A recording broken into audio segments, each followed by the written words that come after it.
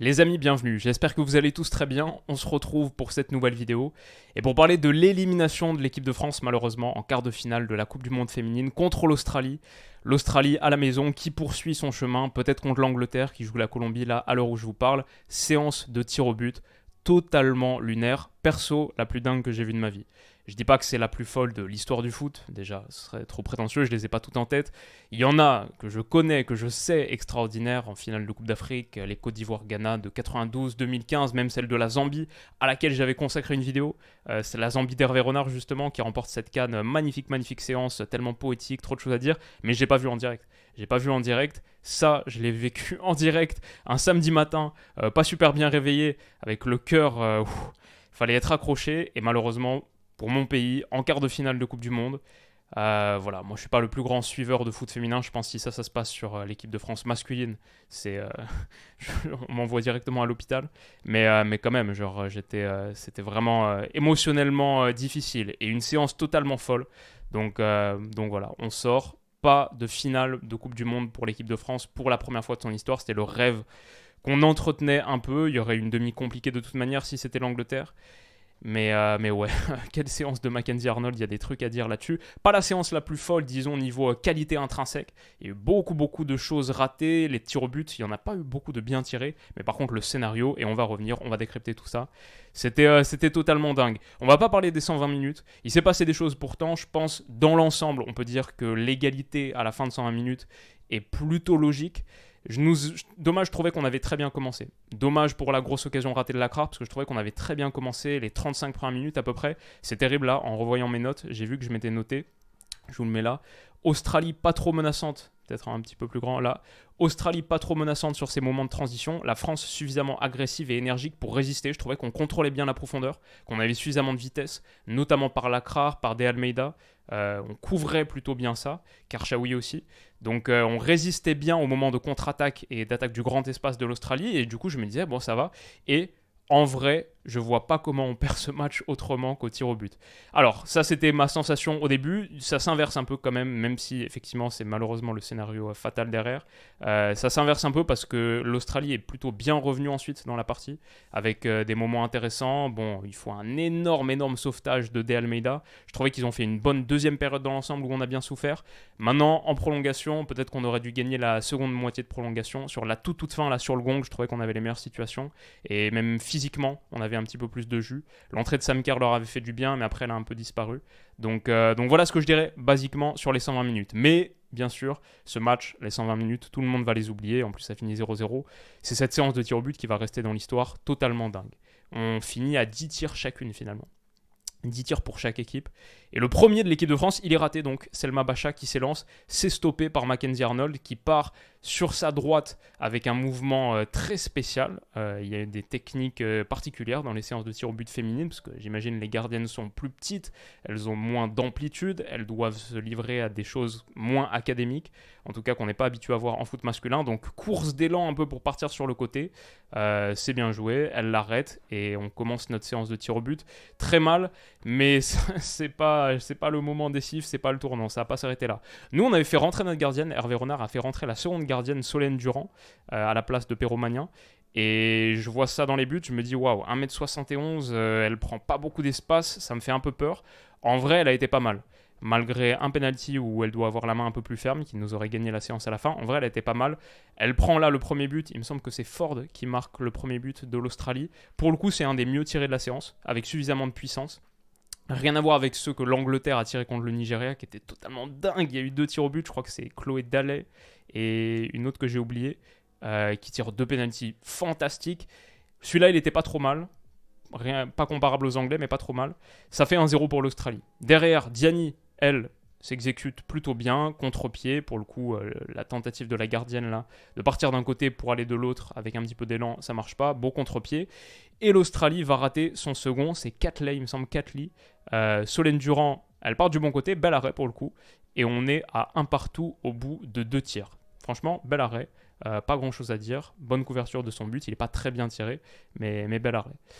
Wendy Renard, n'importe quoi. Hervé Renard. Wendy Renard, je la vois s'élancer. Là, pour le coup, j'ai rempli dans ma colonne, là, j'ai rempli le 0, le O pour tir au but marqué avant même qu'elle le tire. J'étais hyper confiant. Wendy Renard, s'il y a bien une meuf en laquelle tu peux avoir confiance pour tirer son penalty avec Eugénie aussi, c'est elle. Elle le tire parfaitement, pas grand chose à dire, contre-pied, plutôt bien sur le côté en plus. Parce que bon, souvent on dit contre-pied, c'est parfaitement tiré. Parfois un contre-pied, c'est un tir au but un peu dégueulasse. Là, franchement, il était pas trop mal, avec suffisamment de puissance en plus. Ça fait 2-1 pour l'équipe de France. Wendy Renard qui exulte. Sam Kerr derrière. Là, pour le coup, j'avais mis une petite croix en mode. Je vous dis tous les backstage de comment j'ai vécu la coulisse. Mais pour le coup, toutes les coulisses de comment j'ai vécu la séance de tir au but, mais pour le coup, elle, je la sentais pas trop, même si c'est fantastique joueuse, etc. Elle avait vraiment disparu au fur et à mesure du match, alors qu'elle était entrée en cours de jeu et que c'était le grand espoir de l'Australie, parce que physiquement, elle est un petit peu embêtée. Notre gardienne Durand part du bon côté, mais il y a un petit peu trop de force et peut-être que l'impulsion n'est pas prise parfaitement au bon moment. Ça fait de partout au bout de 3 tirs au but. Eugénie Le Sommer qui s'élance, pareil, je mets le petit rond dans la case. Pour le coup, elle a reçu un coup sur le nez. En vrai, elle s'est peut-être cassé un peu le nez. Je trouve que l'arbitrage était pas trop en notre faveur sur ce match. Il y a eu quelques moments un peu litigieux d'ailleurs. Mais elle s'élance, superbe contre-pied, pour le coup il est tiré avec beaucoup de décontraction, dans le style Eugénie Le Sommer, qui je trouve bonifie chaque ballon qu'elle touche, avec beaucoup de classe, de sérénité. Une des joueuses qui a le plus de sang-froid sur le terrain, je trouve, et de qualité technique. Très complète, elle a fait un match dans lequel elle n'a pas eu assez, je pense, de volume. J'aurais aimé avoir plus d'influence encore, mais son penalty, à l'image de son style de jeu, je trouve très calme. Et ça permet à l'équipe de France de prendre le lead. La France qui tirait en première dans cette séance. Derrière, Fowler, très jeune, 20 ans. Elle, c'est un des pénaux très bien tiré, avec beaucoup de puissance, coup de pied, boum, sans sourciller, pas mal. Et on est donc à 3 partout au bout de 4 tirs chacun. Et ensuite, Périsset qui est entré en cours de match, qui était titulaire contre le Maroc, qui était remplacé par Lacrar et donc De Almeida qui était sur le côté droit. Avec le retour de Lacrar, elle est entrée en cours de match. Périsset, bel arrêt pour le coup d'Arnold, vraiment bel arrêt. Il est tiré avec pas suffisamment de puissance, mais pour le coup, il est bien sur le côté. Elle se détend et le dévie sur son poteau. Pas grand chose à dire, c'est un bel arrêt pour notre 5e tir. Et l'Australie donc a l'opportunité, sur le dernier tir de la séance, de se qualifier, d'atteindre le dernier carré de sa Coupe du Monde. Qui est-ce qui va prendre la responsabilité de ce tir? C'est là que la séance devient un peu dingue.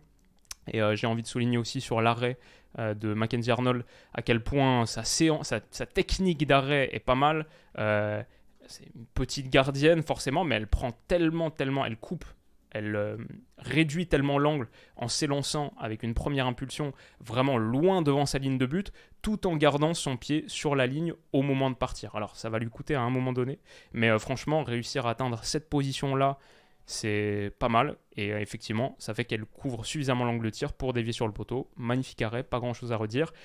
Derrière, c'est elle qui va s'élancer pour donner le penalty de la qualif, pour marquer le penalty de la qualif. Et elle l'envoie sur le poteau. C'est le moment où la séance devient vraiment lunaire. Vraiment folle. La gardienne, après avoir sorti un magnifique arrêt, qui l'envoie sur le poteau, ça me fait un peu penser à, pour le coup, c'est peut-être une des rares séances de tir au but que je mettrais un peu dans la même catégorie, juste elle va pas aussi loin, mais que j'ai vu en direct. Une des séances de tir au but les plus folles que j'ai vu en direct, c'était Portugal-Angleterre. Est-ce que c'est celui de l'Euro 2004 ou de la Coupe du Monde 2006, où Ricardo enlève les gants pour un dernier arrêt et après marque le penalty de la victoire? C'était peut-être Euro 2004, avec les penaltys arrêtés, il me semble, de Carragher, Gerrard et Lampard, si je ne me trompe pas. En tout cas, 2 très gros tireurs. Bref, je sais pas, mais la gardienne qui tire le penalty décisif, comme ça me faisait un peu penser à ce match-là. Elle l'envoie sur le poteau. Incroyable. On va avoir une séance de tir au but qui continue avec des 6e tireurs. Et en plus, je me dis, elle a pris beaucoup de temps derrière pour se plaindre un petit peu.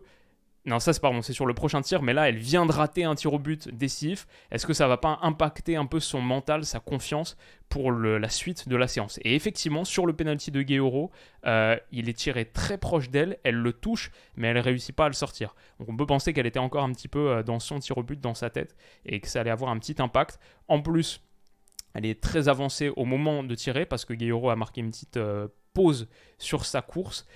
Donc elle doit revenir derrière, ça j'avais jamais vu, un gardien ou une gardienne en l'occurrence, qui s'élance, qui est devant sa ligne, mais qui a quand même la présence d'esprit pour comprendre, je me suis trop avancé, donc qui revient toucher sa ligne pour repartir. Malheureusement ça lui coûte, malheureusement pour elle ça lui coûte, le penalty est dévié, mais trouve quand même le fond des filets. En plus, derrière, elle va se plaindre pour la course d'arrêt qui a été stoppée, interrompue. Et je me dis que ça peut coûter cher parce que ça délaye vachement le moment du tir de cette joueuse qui me semble s'appelle Gory. Et qui a donc là un penalty décisif à ne pas rater.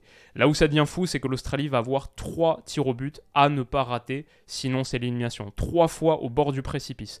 Et celui-ci, tiré par Gory, Solène Durand le touche pas suffisamment pour l'empêcher de toucher le fond des filets. Tellement dommage.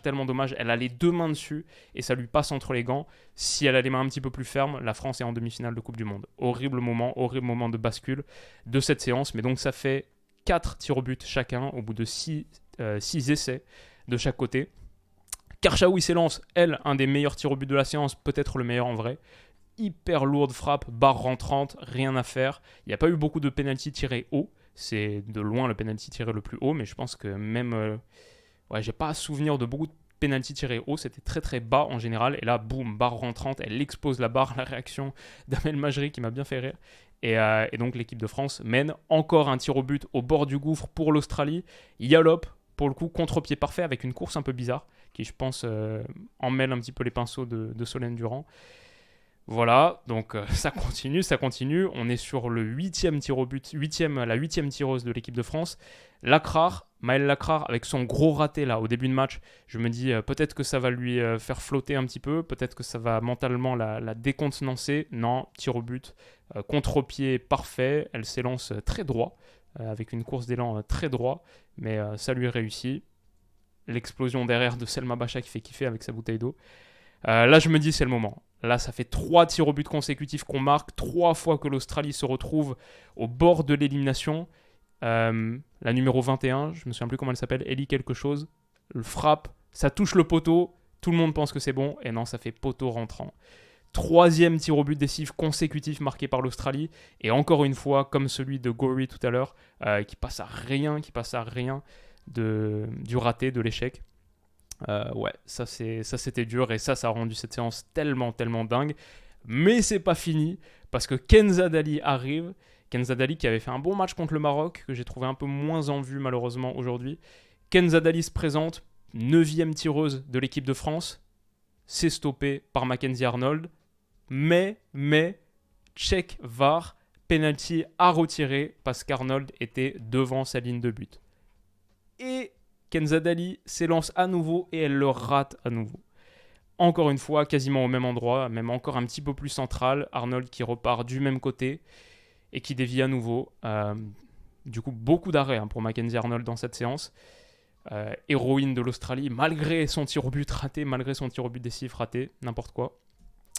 Et voilà, dans sa technique, avec sa technique encore une fois très particulière, s'élance un petit peu à la course pour masquer l'angle le plus possible, pour couvrir l'angle le plus possible. Penalty stoppé, l'Australie a l'opportunité d'envoyer, l'Australienne qui s'appelle Hunt, il me semble, a l'opportunité d'envoyer son pays dans le dernier carré de la Coupe du Monde. Elle s'élance, énorme arrêt de Solène Durand. Pour le coup, peut-être le plus bel arrêt de la séance. Main ferme, bras super ferme, super rigide.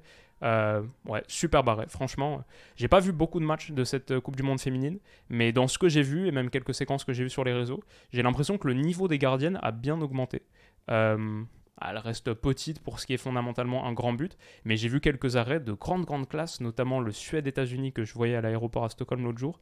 Il y a eu vraiment des moments où les gardiennes, qui étaient un peu la faiblesse historique du foot féminin sur les dernières années, c'était mieux. Donc intéressant. Et là, magnifique parade, franchement. On reste dans le match, malheureusement, la 10e tireuse, Vicky Béchot, qui avait fait une bonne entrée, qui avait manqué un petit peu de lucidité dans le dernier geste et dans la prise de décision, mais par contre sur le volume athlétique, même la contre-pression qu'elle avait imprimée dès son entrée, elle avait vraiment redonné un second souffle à l'équipe de France qui était en difficulté à cette période du match. Malheureusement, son tir au but heurte le montant, et ce sera le dernier tiré par une Française. On voit ici De Almeida qui se prend la tête dans les bras. Malheureusement, ce sera notre dernier péno parce que derrière Vine, qui est aussi entré en cours de jeu, le frappe. Solène Durand est pas loin, il est pas très bien tiré, mais malheureusement à chaque fois sa prise d'impulsion elle était un petit peu tardive, elle part un petit peu tard comme ça et le bras un peu trop court pour le coup. Ça fait que l'Australie marque le 10e tir au but de la séance et finit avec quoi? Ça finit 7-6 du coup. Euh, ouais, un peu écœurant, j'étais vraiment dégoûté. Mais that's life, l'Australie n'a pas démérité à la maison. Ça fait plaisir à tout un stade, 50 000 personnes qui étaient dans ce stade de Brisbane. Et malheureusement pour nous, il n'y aura pas de suite à ce mondial. Voilà, c'est, je suis deg, mais par contre la séance, c'était vraiment n'importe quoi. Donc je sais pas si vous l'avez vu en direct, ce que vous en avez pensé pour lancer le week-end comme ça.